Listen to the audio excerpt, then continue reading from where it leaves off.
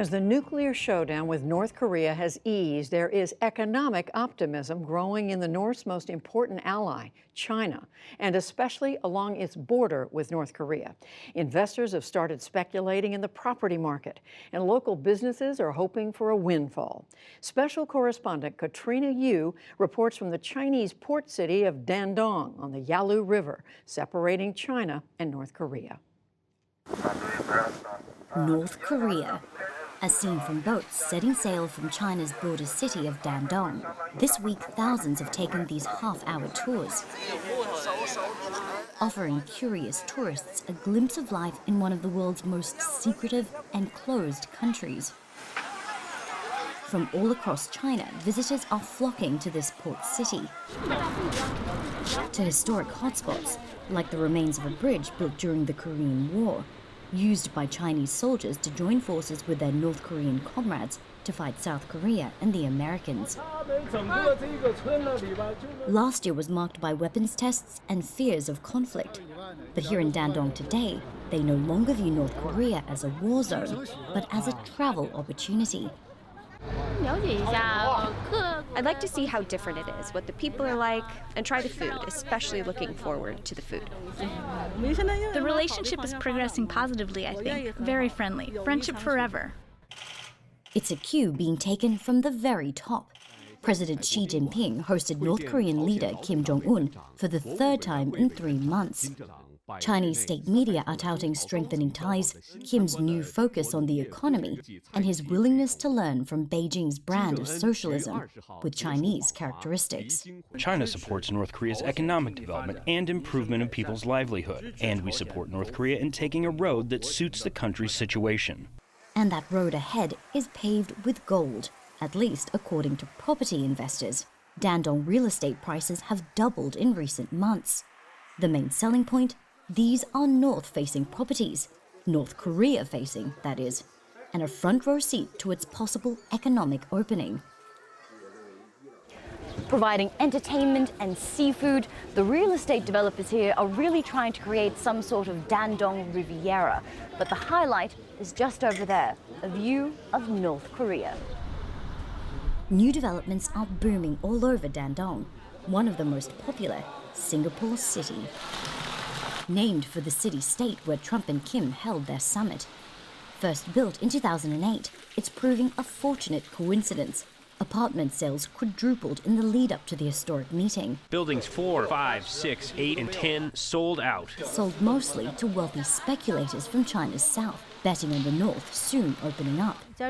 Sales agent Wan Gui-hong says it's bad news for locals, suddenly squeezed out of the property market. Politics definitely has an impact, and people are watching developments. I was speaking on the phone with one property owner who told me, Trump and Kim have signed an agreement. I can't sell for so cheap. Mr. Trump's meeting with Kim has helped boost prices. But here, it's Beijing's relationship with Pyongyang which really counts. Ties reached a low point late last year after China enforced United Nations sanctions against North Korea for continuing its weapons testing.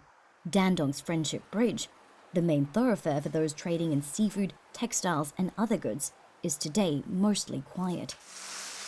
Restrictions also hit hard on Dandong's Korea Street, a shopping area popular with North Korean traders.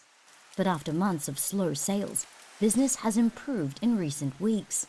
While sanctions remain in place, analysts say they're being implemented less stringently. Michael Kovrig, senior advisor for Northeast Asia for the International Crisis Group, explains. As long as North Korea is not disturbing the peace, that's good enough, and China is willing to see denuclearization as a long-term goal. The actual rigor with which China is inspecting customs at the border, to what extent are police actually cracking down on smuggling, to what extent is there enforcement of those sanctions, I think it's pretty clear that that has relaxed quite a bit. When we visit Helen Zhou's beauty and health store, she's serving a woman from Pyongyang. Only the most privileged from the DPRK can afford to shop here. More North Koreans are coming back, many more than we had last year. Makeup and vitamins are top sellers, luxury goods for North Koreans. Should North Korea open up its economy, The opportunities for local business owners would be endless, she says. They don't know anything about modern society. They would need us to go there and educate them about new products. But the optimism isn't shared by all. Many shopkeepers refuse to speak to the NewsHour. One local was all too happy to explain why, saying many are exhausted by the drama playing out on the world stage. These leaders in America and North Korea, they change their minds so frequently. They're unreliable. We all like peace, right? We all like peace. Yeah? That's the end aim. Despite the positivity over property and from the press, those in Dandong understand that banking on North Korea is a gamble. But if the sanctions are lifted and the closed country does open up, it will be seen and felt first here, by the new Yalu River Bridge. The $330 million project stands half completed, abandoned following funding disagreements with the North. There are rumors that construction on the bridge will soon restart and eventually connect Dandong not only with Pyongyang, but South Korea's capital, Seoul. It's a hope the city has invested in. The roads are built, shop spaces ready. All that's left to do is watch and wait. For the PBS NewsHour, I'm Katrina Yu in Dandong, China.